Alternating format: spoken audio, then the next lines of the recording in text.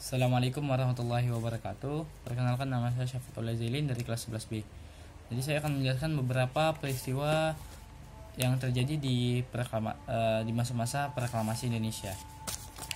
Oke, jadi baiklah, ada beberapa peristiwa yang membantu pergerakan proklamasi Indonesia. Dan proklamasi Indonesia sendiri terjadi pada tanggal 17 Agustus 1945 yang dibacakan oleh Pak Soekarno.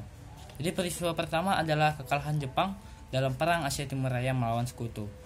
Jadi Jepang melakukan sebuah perang terhadap sekutunya, yakni Amerika Serikat. Namun di sini Jepang malah kalah dan kewalahan terhadap pasukan Amerika dan membuat Jepang menarik kembali pasukannya dari Amerika untuk kembali ke Jepang. Lalu karena pertahanan Jepang dan keamanannya juga sudah lemah, Amerika melakukan sebuah pengeboman yang besar di dua kota besar, yakni Hiroshima dan Nagasaki. Jadi ini membuat Jepang kewalahan. Di satu sisi mereka harus melindungi negara mereka sendiri, dan di satu sisi mereka juga harus mengatur negara jajahannya, yakni Indonesia. Dan ini membuat Jepang menyerah pada 16 Agustus 1945 terhadap Amerika Serikat.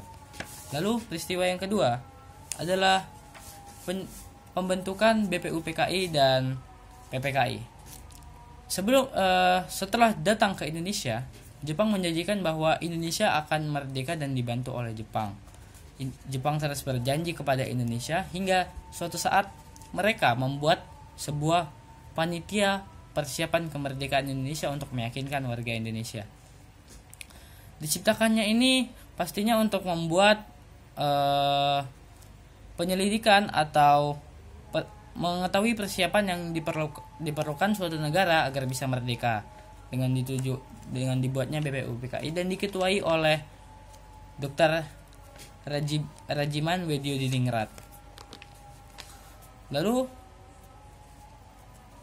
setelah Jepang melakukan perang di Asia Timur Pasifik, Jepang dikabarkan sudah pasti menyerah. Hal ini menunjukkan bahwa jika Jepang menyerah, maka Indonesia dapat merdeka. Tepat pada tanggal 16 Agustus, Jepang menyerah atas Amerika. Kabar ini pun disiarkan kemana-mana, ke seluruh Indonesia dan juga dunia internasional. Ini membuat Indonesia diakui bahwa negara yang berdaulat tanpa jajahan dari Jepang. Pada saat ini juga Indonesia tidak berada di bawah tekanan siapapun, tidak di bawah tekanan Amerika, Jepang maupun Belanda. Indonesia bebas sendirinya pada saat ini. Nah, lalu ada juga peristiwa penyusunan naskah proklamasi.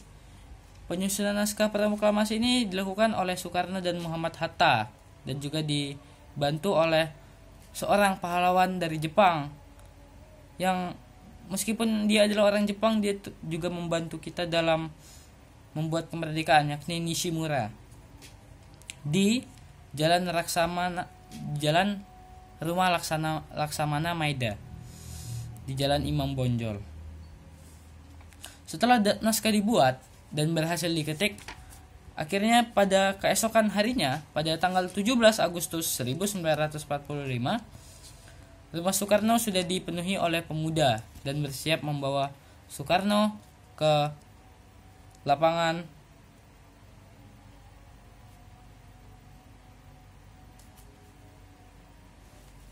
untuk membacakan naskah proklamasi.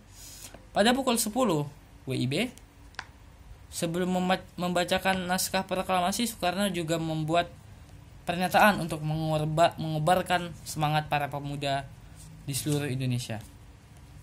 Lalu pada akhirnya Soekarno berhasil mengatakan naskah proklamasi pada tanggal 17 Agustus 1945 pada pukul 10 pagi di Jalan Pegangsaan Timur nomor 56 Jakarta. Dan disinilah Indonesia berhasil dinyatakan merdeka dan beritanya disebarkan ke mana-mana. Terima kasih.